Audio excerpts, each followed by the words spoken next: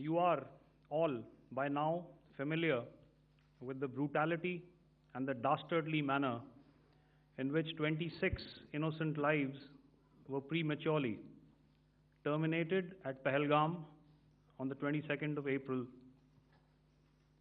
When you combine those horrific scenes and the pain of the families that the nation witnessed with numerous other recent terrorist strikes on our armed forces and defenseless civilians, we knew that the time had arrived to make yet another compelling statement of our resolve as a nation.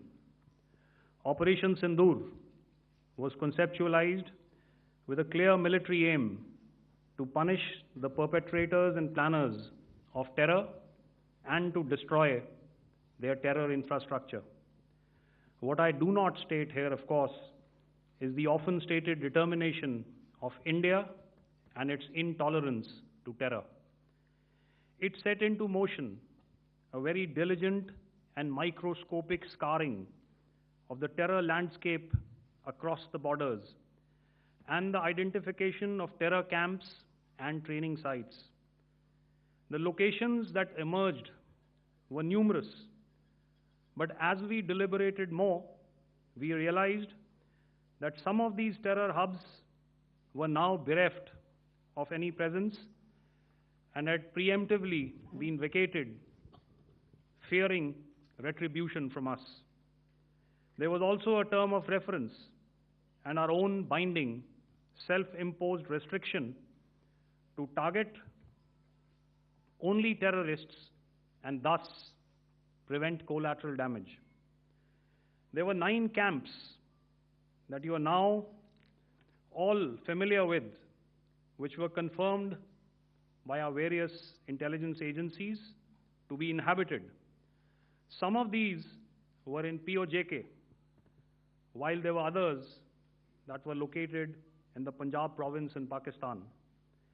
Nefarious places such as Muridke, the hub center of the Lashkar-e-Taiba, has over the years bred infamous characters such as Ajmal Kasab and the likes of David Headley.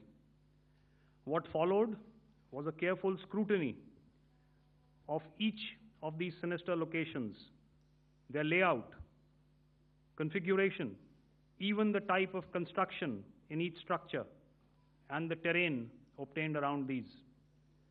This was with an obvious intent to deduce and identify the exact vector that was required for their neutralization, as also the eyes in the sky that we would send up to ensure that we brought back evidence that we had indeed targeted what we set out to.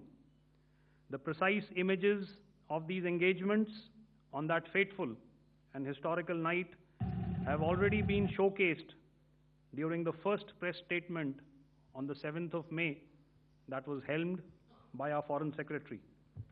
I have no doubt in my mind that we achieved total surprise, and those strikes across those 9 terror hubs left more than 100 terrorists killed, including high-value targets such as Yusuf Azhar, Abdul Malik Rauf, and Mudassir Ahmed, that were involved in the hijack of IC-814 and the Pulwama blast.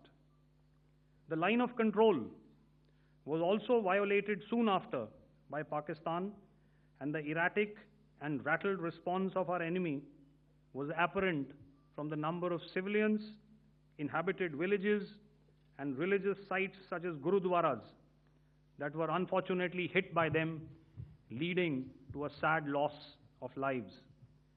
The Indian Air Force played a major part in these strikes by engaging some of these camps, and the Indian Navy provided wherewithal in terms of precision munitions. The Indian Air Force obviously had their assets up in the sky